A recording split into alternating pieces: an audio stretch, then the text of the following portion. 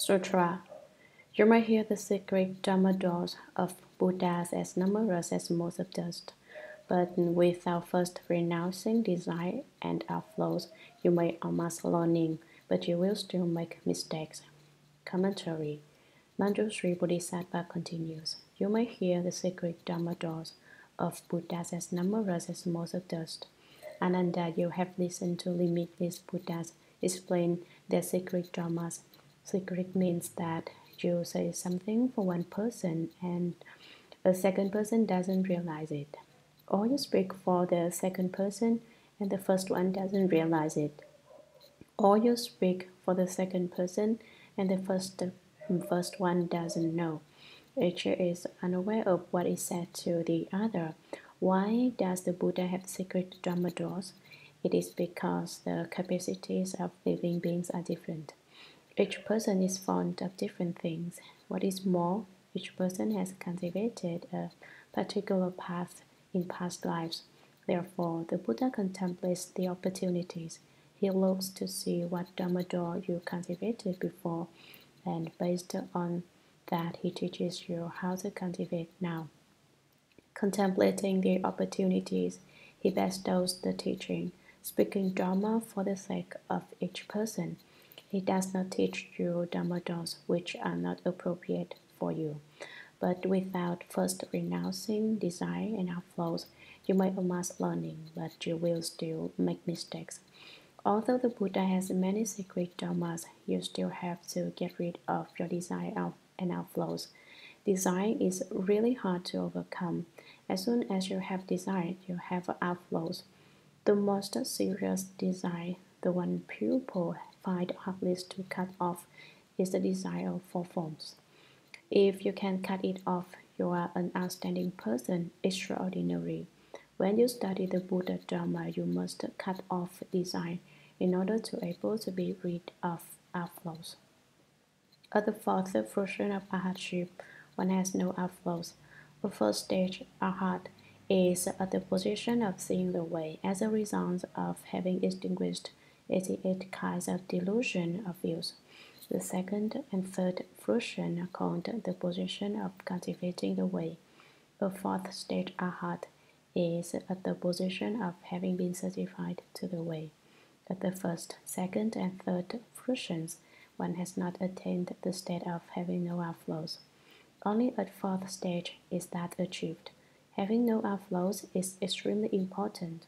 Why hadn't Ananda reached that level? He had not gotten rid of desire. There were still some things he wanted.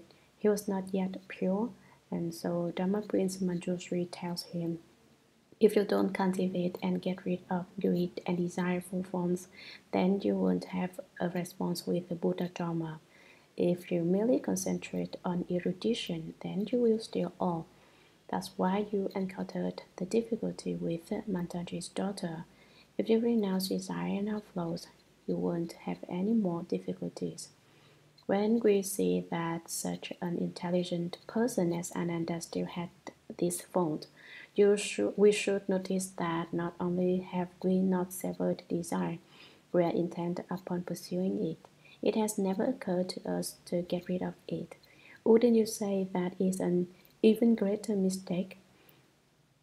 At this point, everyone should return the light and examine within. Is it the case that we have desires? Have we gotten rid of them? If not, would we like to get rid of them? If not, then there's nothing else to say. But if you want to get rid of them, then quickly start cultivating the skill of returning the hearing to hear the self-nature. Study Kwanchen Bodhisattva's perfect penetration of the organ of the ear. Sutra. You concentrate on learning to uphold the Buddha's Dharma. Why don't you listen to your own hearing? Commentary. You concentrate on learning to uphold the Buddha's Dharma. You spend your energy on study of the Buddha Dharma. Manjushri Bodhisattva says to Ananda, with that skill, why don't you listen to your own hearing? Why don't you return the hearing to hear the self-nature? Why don't you cultivate and develop that skill. Why do you look into yourself? Sutra. Hearing does not spontaneously arise. Because of sound, it gets its name.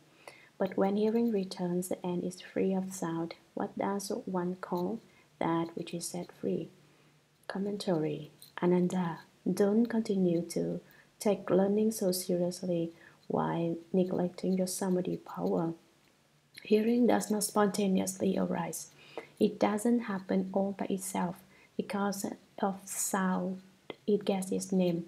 Because there is sound, there is hearing. We call the perception of a sound hearing. But when hearing returns and is free of sound, what does one call that which is set free? We say that there is hearing because there is sound, but is the hearing still there when there is no sound? It is, because the nature of hearing is not subject to production or extinction. Therefore, turn the hearing around. From now on, don't follow out after the six sense objects with your six sense organs. Bring them back. Returning the hearing, listen to your nature till the nature reaches the supreme way. What is your self-nature? When you hear it, you will recognize it. Now, before you have heard it, you won't understand even if I tell you. For instance, when I drink this cup of tea, I myself know whether it is hot or cool, but you still don't have any idea. If you want to know, you will have to drink some yourself. If you want to recognize your self-nature, you first have to return the hearing. If you haven't done that, how can you expect to know your own nature? When you return the hearing, how do you listen? You ask. Use your ears, but don't listen to the sounds outside. Don't try to figure out what's happening out in the street or who is saying that. Turn the hearing inward and listen inside yourself. In this way, your own nature will be revealed. That's how you do it. Now, do you understand? When the hearing is turned around, one is set free from external sounds. What does one call that which is set free? If you can divorce yourself from sound and hear and yet not hear, is this really hearing then? It is and it isn't. It isn't yet it is. Hear and yet do not hear. That's what's meant by getting free of sounds. One does hear, but it's not the same as the way one heard before. Even though it is said that ordinary hearing can reach far and near, it still has a limit. If you genuinely attain the state of returning the hearing to get a self-nature, you can hear throughout the Dharma Realm, but you can also choose not to listen to any of the sounds throughout the Dharma Realm. You have control. It's like a telegram. If I want to send one, I can send one anywhere at any time. But if I don't want to send the telegram, I don't have to do it. If I want to hear some sound in the Dharma Realm, I can tune in on it. You try it. What is that which is free of sound called then? It doesn't have a name. That which is beyond even the name hearing is true hearing. Sutra. As soon as one sense organ returns to the source, the entire six are liberated. Commentary. When even the name is gone, one can say that that sense organ is untied. As soon as one sense organ returns to the source, the entire six are liberated. The source is the nature of the treasury of the first come one. When one sense organ reverts to the nature of the treasury of the first come one, all six come back together. The older brother returns and the younger brothers follow along. But if you don't bring one sense organ back, none of them will return. They are connected because they were originally one, but then they divided into six. Sutra, sight, and hearing are like an illusory covering, a triple realm, a vision of flowers in space. When hearing reverts, the cataract is gone. The dust gives way to pure and perfect insight. Commentary. Why don't we become Buddhas? We are tied up by the six sense organs and six sense objects, so we must find a method to attain liberation. We are not the only ones bound by the organs and objects. At that time, Ananda also had this problem. We are in the same predicament. Ananda took this path to attain liberation, and we are now very lucky to learn about this method. We too can travel this path and get free. Sight and hearing are like an illusory covering. Seeing and hearing are not something real. They are like an illusion, like a film over the eyes, like clouds in the sky. The triple realm, a vision of flowers in space. The desire realm, the form realm, and the formless realm make up the triple realm. We are within it, gazing into emptiness until our staring makes us tired. Then it looks as if there are flowers dancing in space. At the beginning of his birth, Manjushri said, the emptiness created within enlightenment is like a single bubble in all the sea. Emptiness arises out of the vastness of enlightenment and is as insignificant as one bubble in the great ocean. And the triple realm is like a bubble in the sea of emptiness. When hearing reverts, the cataract is gone. When one returns the hearing and hears this nature, the film disappears. The dust gives way to pure and perfect insight. When the experiencing of the sixth sense objects dissolves, there are no external defiling objects to disturb your self nature. Then your enlightened nature is pure and perfect. Sutra. When purity is ultimate, the light is penetrating. A stillness shines and encloses within it all of emptiness.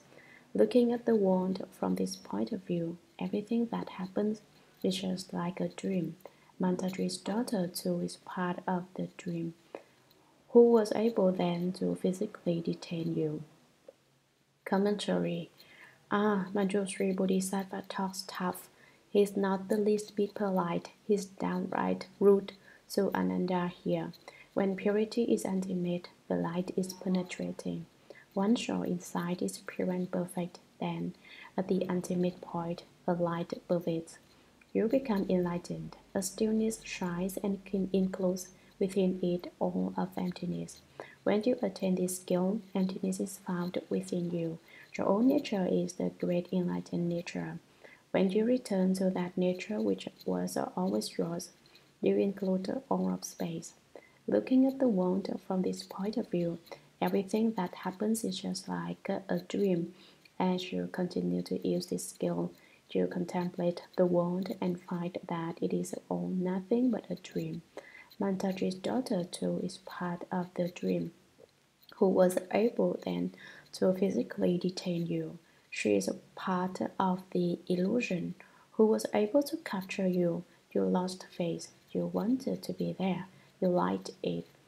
If you could reach the level just described, who could restrain you? Not very polite, wouldn't you say? Sutra. It is like a puppeteer who plays with shadows and works the dolls to seem as real as pupil. All the ones sees them move about freely. They are really governed by a set of strings. Sees operating the controls and they return to stillness.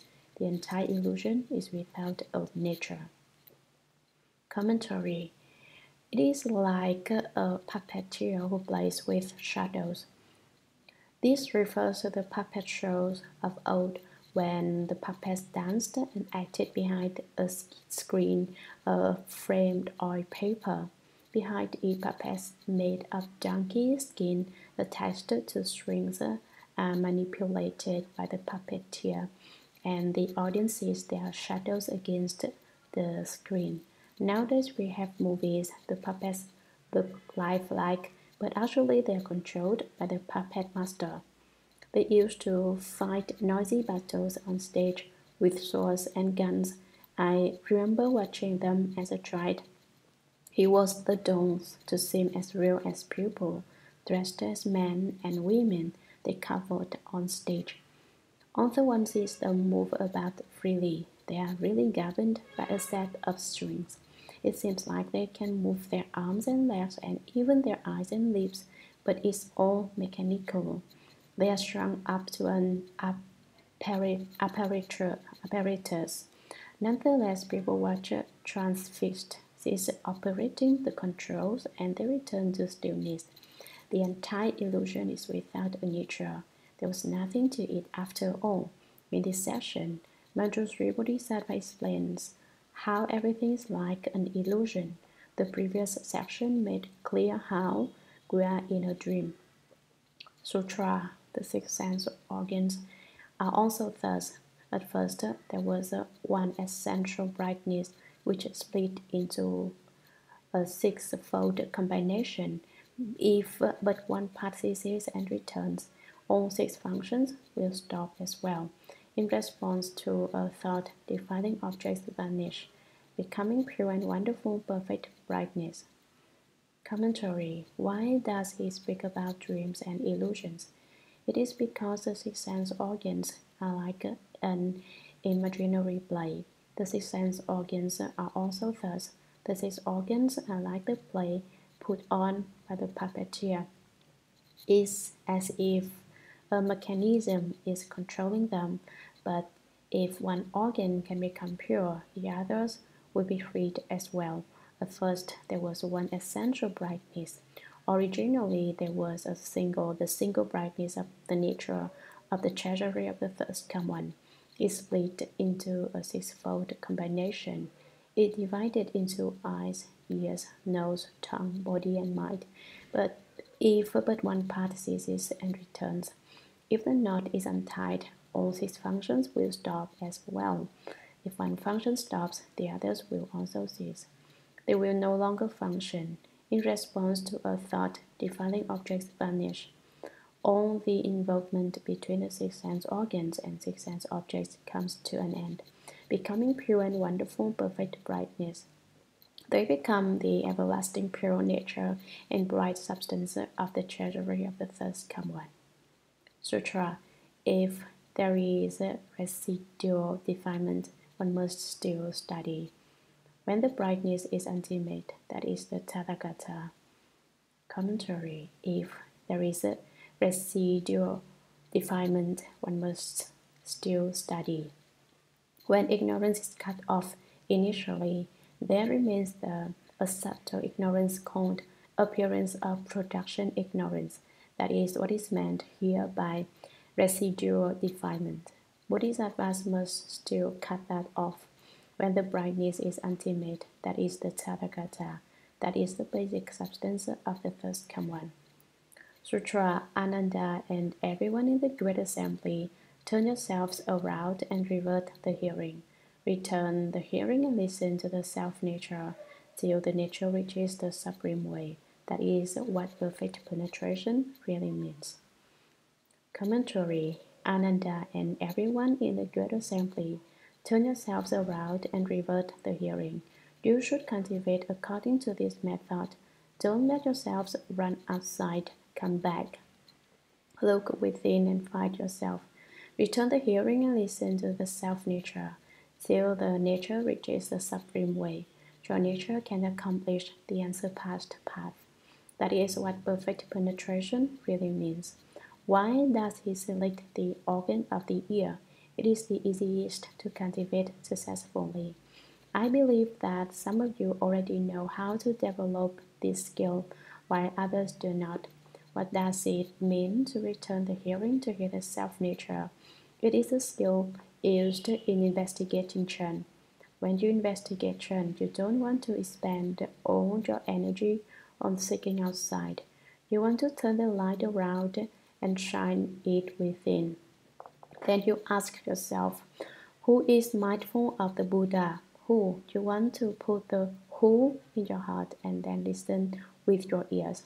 Pursue who, do this non-stop. Don't let your skill become dispersed. You investigate this topic in everything you do, walking, standing, sitting, reclining. Don't be apart from this. If you depart from this, you've made a mistake. What is this? It is the question, who is mindful of the Buddha? You don't have to ask out loud. Ask your heart and listen with your ears. Listen within, not outside.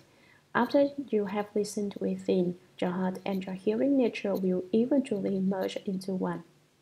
And then, in some unexpected way, at some unexpected moment, you will suddenly open enlightenment. But you definitely must bring your mind and nature together. Don't let them scatter in all directions. Don't let them get dissipated outside. Collect them within. Return the hearing and listen to your own nature. Eventually and naturally, your skill will develop. Investigating a trend topic and returning the hearing to listen to the self-nature are the same. And now everyone knows that using the organ of the ear in cultivation is the easiest method. So put your energy there and cultivate this Dharma door. Sutra.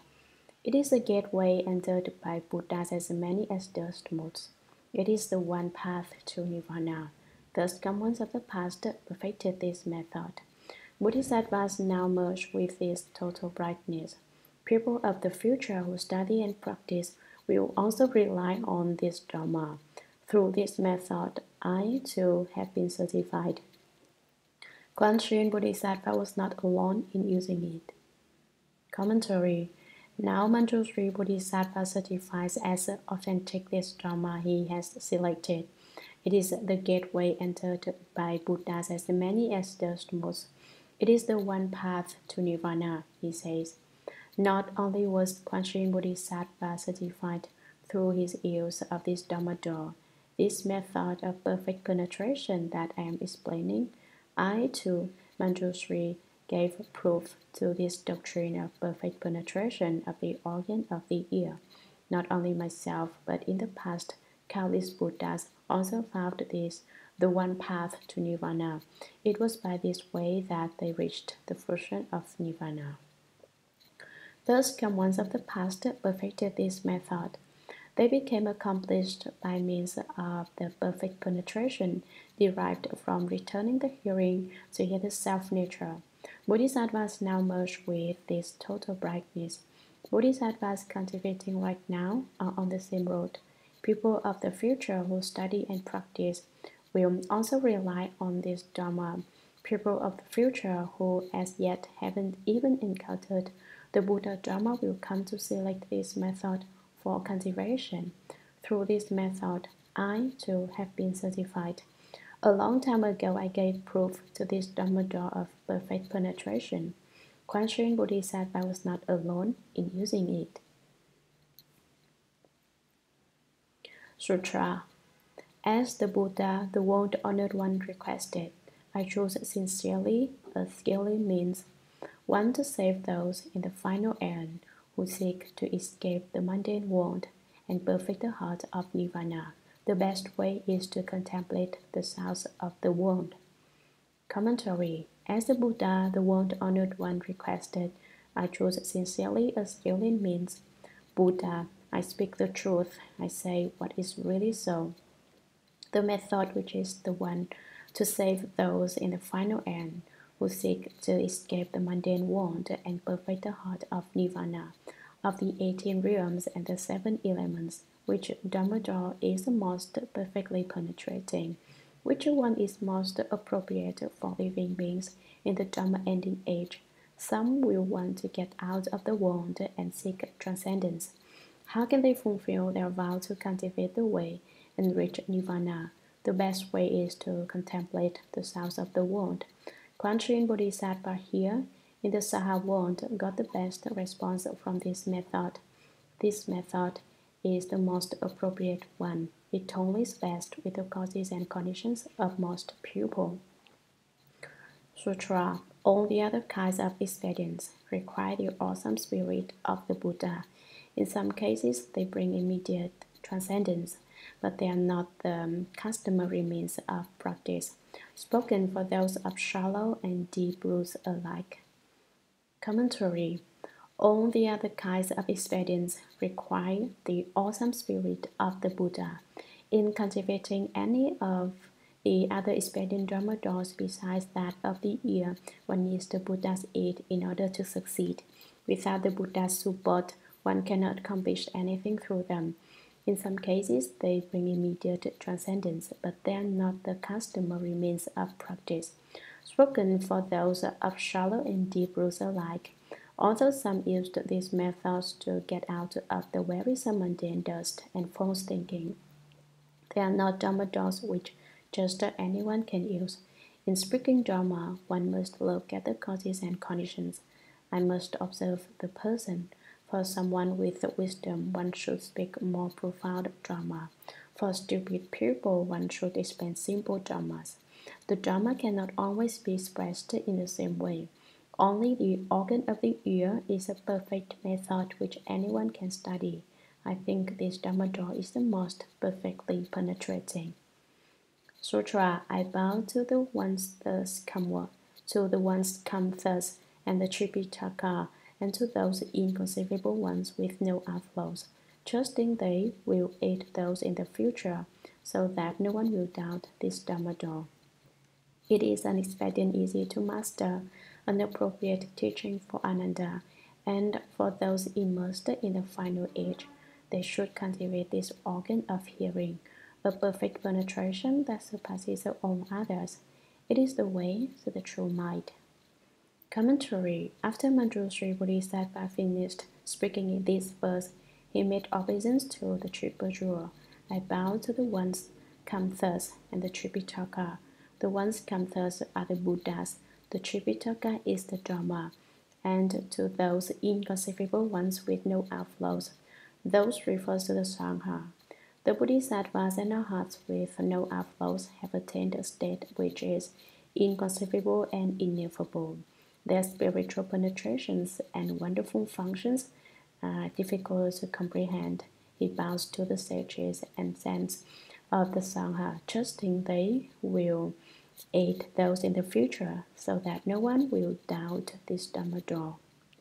I hope you will help all living beings in the future, so that they won't have any doubts about the Dharma door of returning the hearing to hear the self-nature. It is an expedient easy to master, an appropriate teaching for Ananda. This Dharma door is both easy to cultivate and easy to be successful with. It is the best method for Ananda to use. There is none better. And for those immersed in the final age, they should cultivate this organ of hearing. Not only will this Dharma door bring a response to Ananda, it is also right for beings who will fall into the Dharma Ending Age. Just use the method of cultivating with the organ of the ear, a perfect penetration that surpasses all others. It is the way to the true mind. This Dharma door of perfect penetration goes beyond the other 24 expedient methods. It is a lot easier and brings surpassing the results. The true and actual mind found through this Dharma door is as I have explained above. Sutra. Thereupon, Ananda and all in the great assembly experienced a clarity of body and mind. Having attained such profound instruction, they contemplated the Buddha's body and parinirvana like someone who, having traveled far on business, knows that he is on the road home, so he has not returned completely. Commentary. Thereupon, Ananda and all in the great assembly experienced a clarity of body and mind. They had gained tremendous understanding. Having attained such profound instruction, they contemplated the Buddha's body and parinirvana. They had received magnificent teaching from both the Buddha and Manjushri Bodhisattva. They looked upon the doctrines of Bodhi and Nirvana like someone who, having traveled far on business, knows that he is on the road home, though he has not returned completely. This person has had to go away on business and hasn't arrived back home yet, but he has gone far enough to recognize that he is on the way to his house. The meaning is that although the members of the Great Assembly and Ananda had not actually been certified as having attained the second, third, and fourth fruitions of a hardship, now at least they understood the theory, the doctrine. Sutra. Throughout the entire assembly, the gods, dragons, and all the eightfold division, those of the two vehicles, who were not yet beyond learning, as well as all the Bodhisattvas of initial resolve, as numerous as the sands in the 10 Ganges rivers, found their fundamental mind and, far removed from dust and defilement, attained the purity of the Dharma eye. Commentary. Throughout the entire assembly, the gods, dragons, and all the eightfold division of ghosts and spirits. The eightfold division includes Gandharvas, Asuras, Garudas, Kinnaras, Mahoragas, humans and non-humans, as well as the dragons. Those of the two vehicles who were not yet beyond learning refers to the south hearers and those enlightened to conditions. Together with all the Bodhisattvas of initial resolve, as numerous as the sands in 10 Ganges rivers, they found their fundamental mind.